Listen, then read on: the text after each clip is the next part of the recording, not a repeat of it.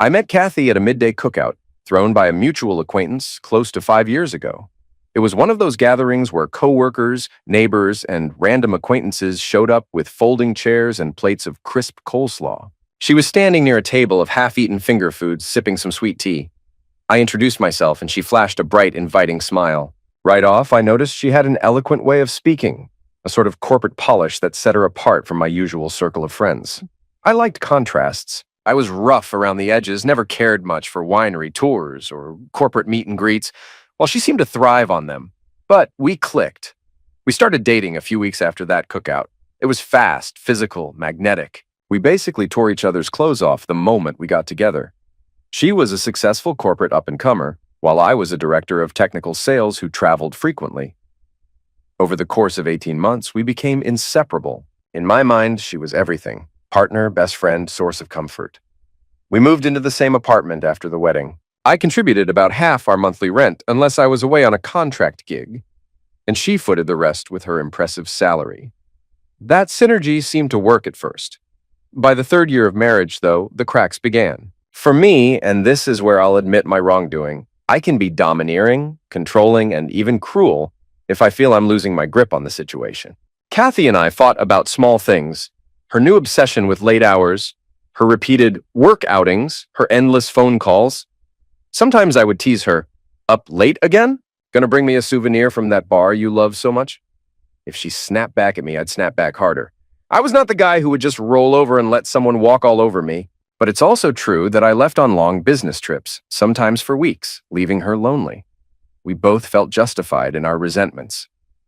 February 2018 was my personal doomsday. That's when the puzzle pieces, which I had avoided putting together, finally formed a picture of betrayal.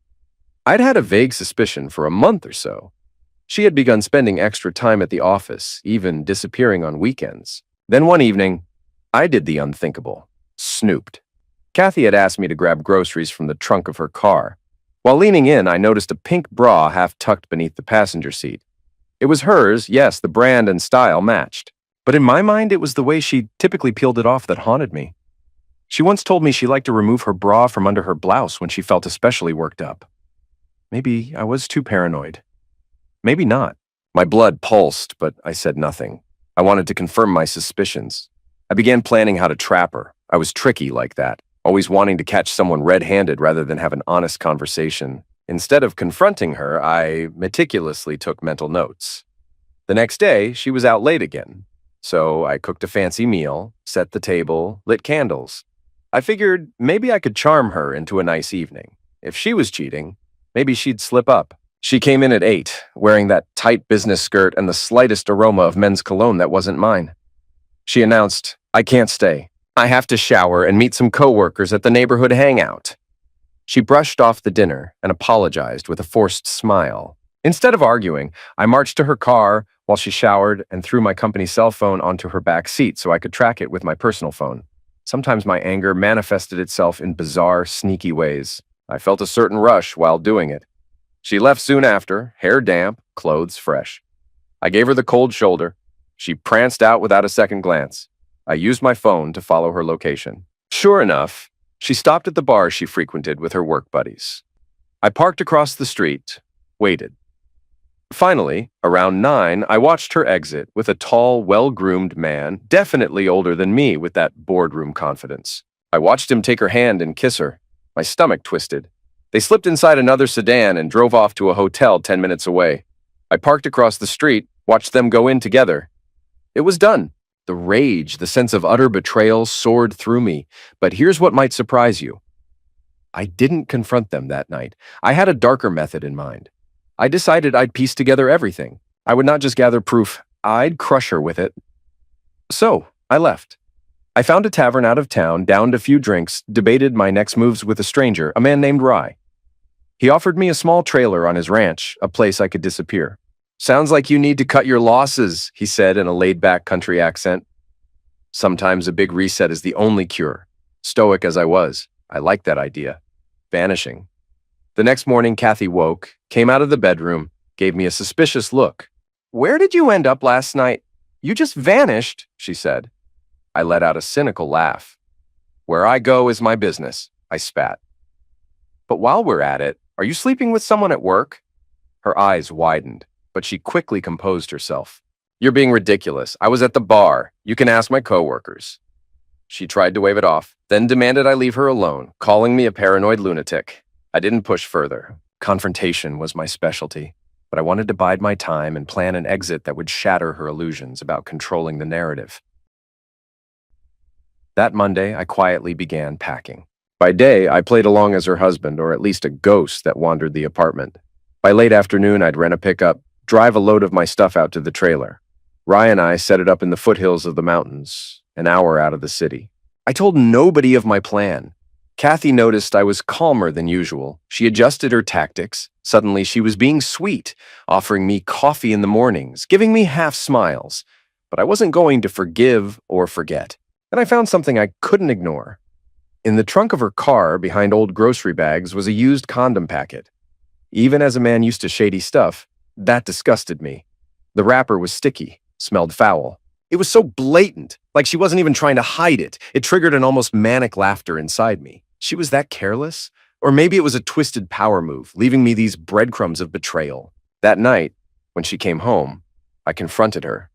I held up the used condom package in a plastic bag and said, "Kathy, what's this?" She froze.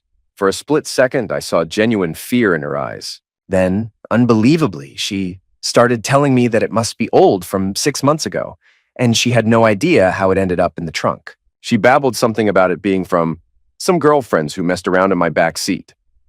I found that laughable. Our argument escalated. I kept pressing. "Who's the coworker? Let's hear his name."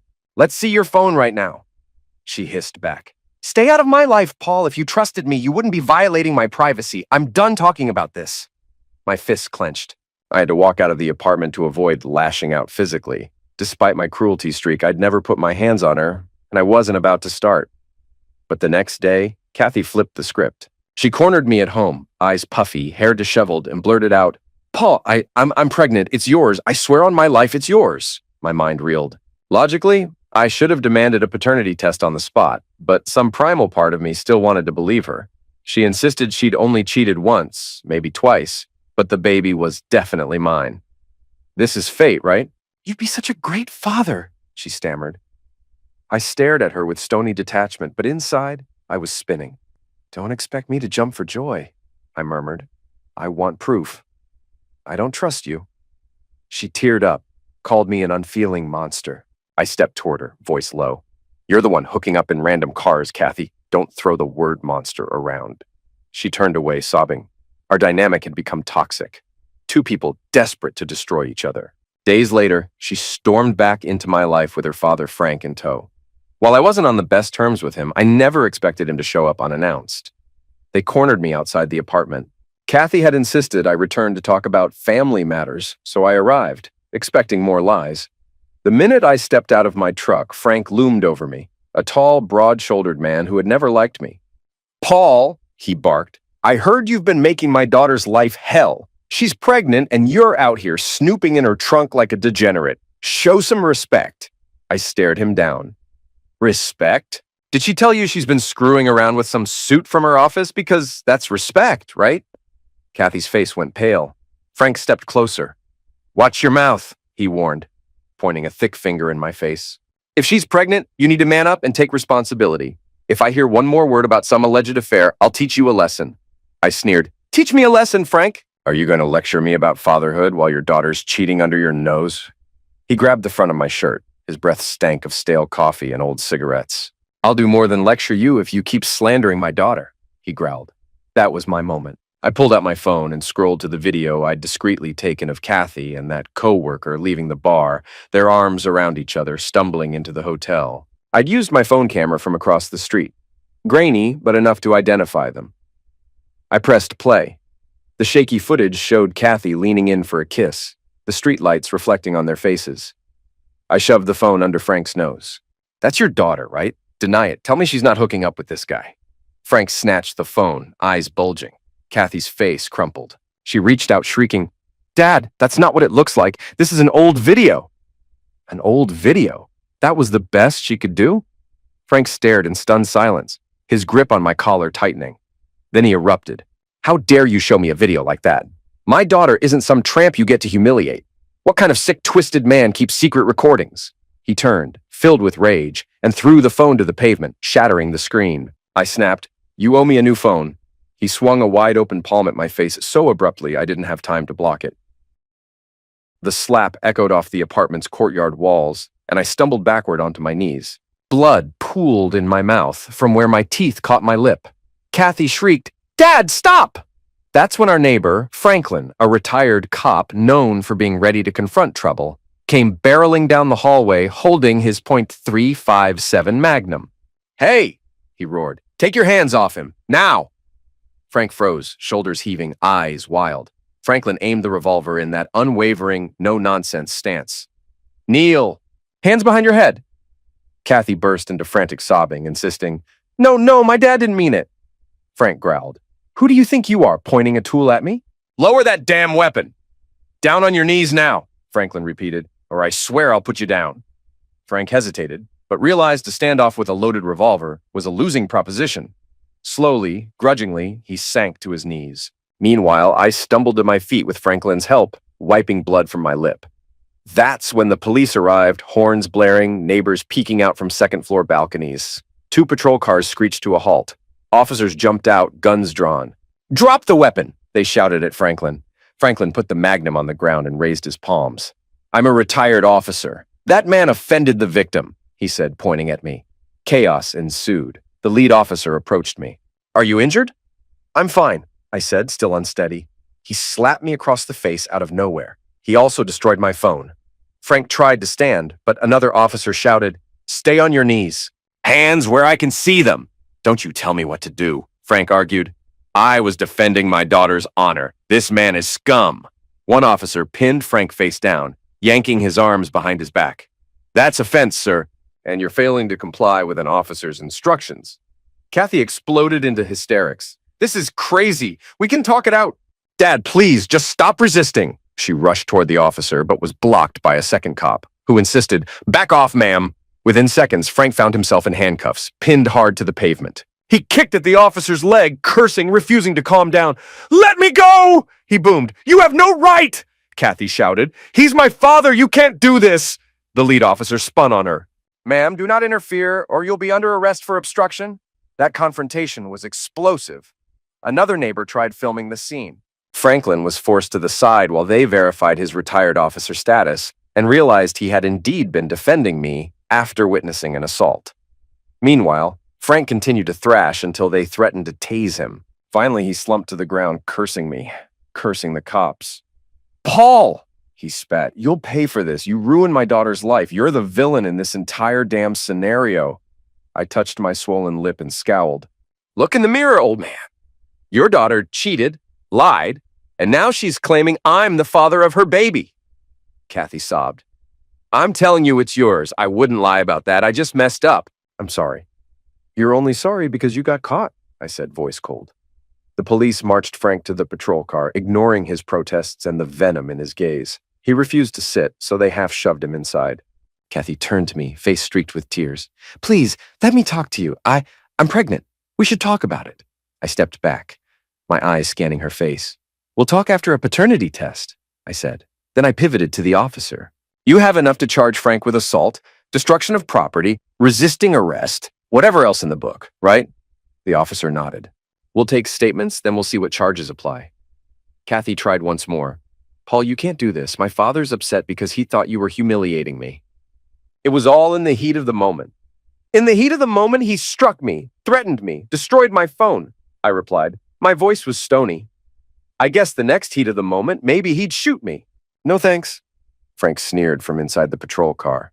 "You want to press charges, you coward? Fine, I'll see you in court."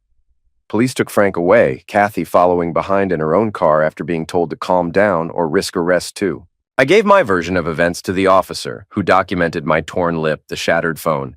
Franklin corroborated my story. Within a couple of hours, the policeman gave me a card with a case number. "We'll be in touch. He's facing multiple charges: simple assault, property destruction, refusing a lawful order, resisting arrest. In this state, that can yield jail time, probation, and fines. A judge might reduce or negotiate, but he's in hot water." Franklin patted my shoulder. You good? That was insane.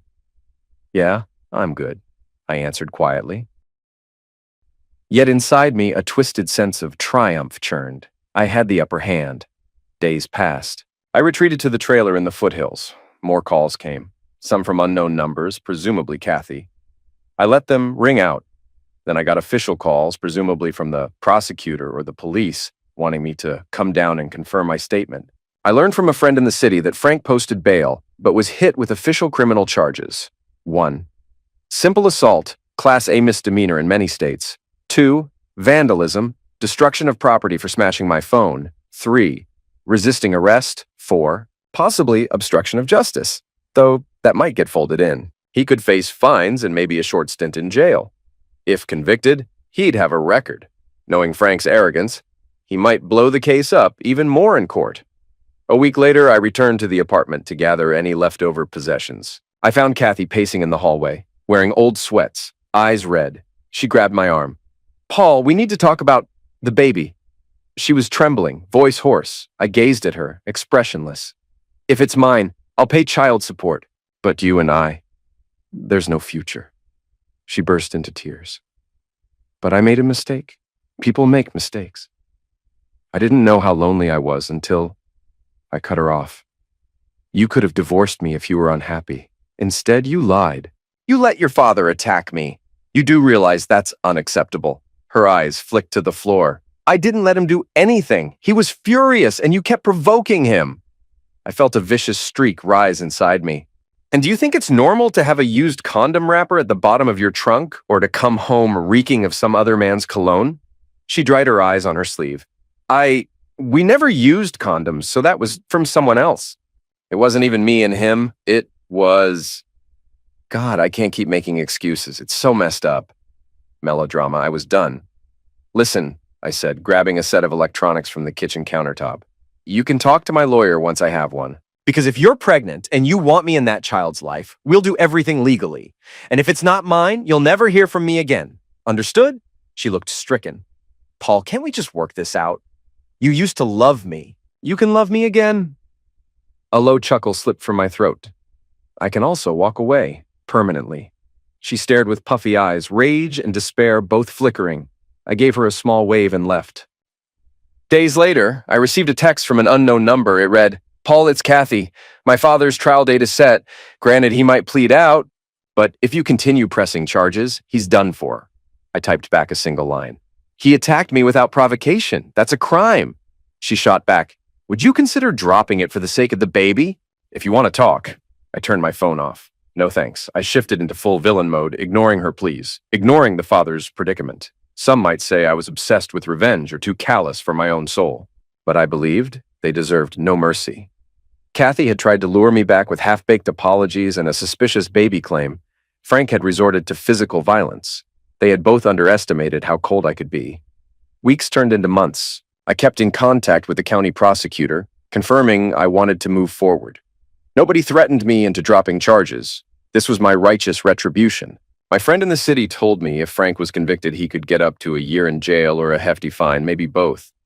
With decent lawyers, it might shrink to probation. Still, the humiliation alone would make him regret messing with me. As for Kathy, she tried email once I blocked her phone number. She wrote, I'm truly sorry for everything. I understand if you hate me. But please, for the baby's sake, let me talk to you. I'd do anything to fix this. I'll quit my job. I'll leave my father if it helps. I know you think I'm a liar, but the baby is yours. I sent back, paternity test after the birth, Kathy. That's the only conversation we'll have. I'm living my own life. Leave me alone. She responded, Paul, I made a stupid choice, but I love you. I've always loved you. I was hurting.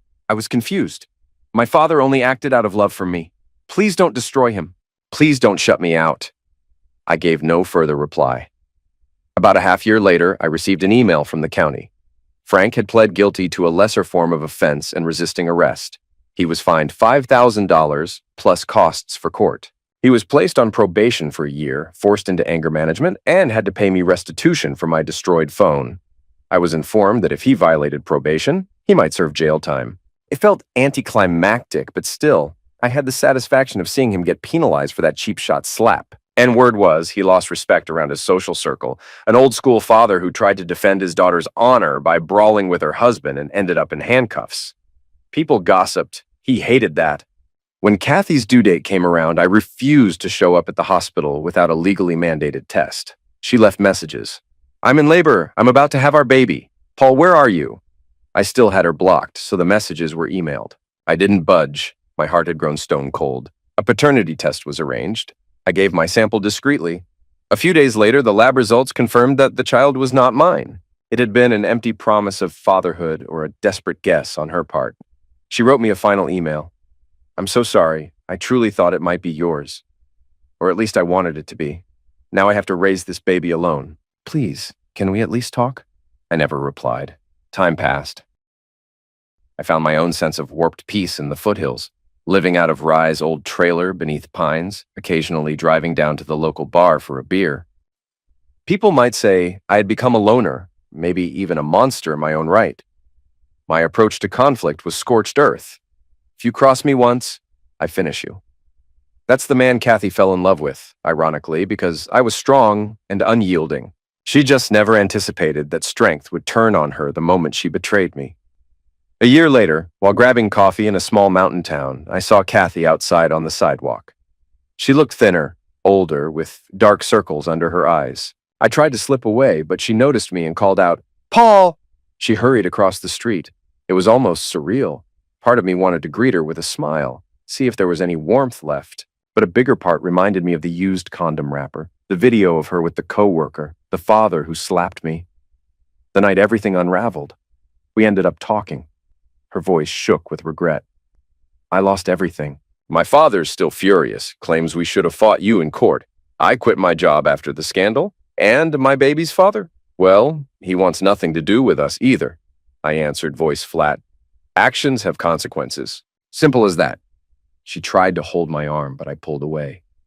"Paul," she whispered, "people make mistakes. Forgive me. Even if you don't want me back, can't we at least talk like human beings?" "Human beings don't leave used condoms lying around," I snarled. "Human beings don't let their father assault someone who's done nothing but ask for honesty. I saw your child was never mine. My involvement here ended a long time ago." She nodded, tears brimming. "I can never take back what I did. I just wish we could have parted differently." I stared, noticing how the wind whipped her hair, how her eyes still had that glint that once attracted me. But I felt no desire left. I was hollow. "There's nothing else to say," I told her, stepping back out of her reach. "You should go." She tried one more time. "Paul, I still love you." I huffed a bitter laugh. "Then, consider that your curse, because I feel nothing for you now." I saw her face crumple as though I'd driven a knife into her heart, but my expression never wavered. I turned and walked away, never looking back. 2 weeks later, I learned from the same friend in the city that Kathy had moved away with the baby. No official details beyond that she resigned from her old firm, sold off a chunk of her belongings, and left to find a new start. Her father occasionally ranted at extended family gatherings that Paul destroyed my life, broke my daughter to pieces, but everyone else seemed to have moved on. As for me, yes, I'm the villain. I left the marriage quietly at first, only to summon the full force of the law when provoked. I refused to forgive any moral failing, withheld emotional mercy, and let father and daughter face the wreckage. Some might say I overreacted, that I should have handled it behind closed doors. But to me, I was done being anyone's doormat. The mountain air is crisp. I keep my daily routine. Jog along pine-sheltered trails, do some remote sales work, live frugally in the trailer. Nights I might share a beer with Rye, sometimes meet new folks at the tavern. I have a casual relationship with a woman who admires my independent streak, though I remain guarded. My life is simpler, unencumbered by illusions of trust. I haven't heard from Kathy since. Maybe in the far future, if she ever tries to reconnect, I'll react with less bitterness. But right now, I don't see that day coming. She, her father, the entire fiasco, they're all part of a past I no longer recognize as mine. When you discover a mold that's grown beneath the floorboards of your life, sometimes you tear up everything and start fresh. In my case, I tore it up, burned it, and scattered the ashes on a mountain breeze. Legal consequences. Once the police arrived on the scene, they immediately took statements. Frank refused lawful commands, verbally offended officers, and physically resisted detention. Under U.S. law, specifically in many states, Frank faced multiple charges. 1. Simple assault for slapping Paul and busting his lip. This can be punished by up to 1 year in jail and/or fines up to a few $1,000s depending on the jurisdiction. 2. Criminal mischief vandalism for destroying Paul's phone. Restitution typically covers the cost of replacement. 3. Resisting arrest.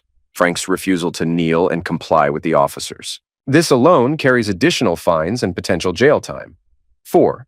Disorderly conduct, or disturbing the peace, could be added based on his shouting and threatening behavior. Final disposition.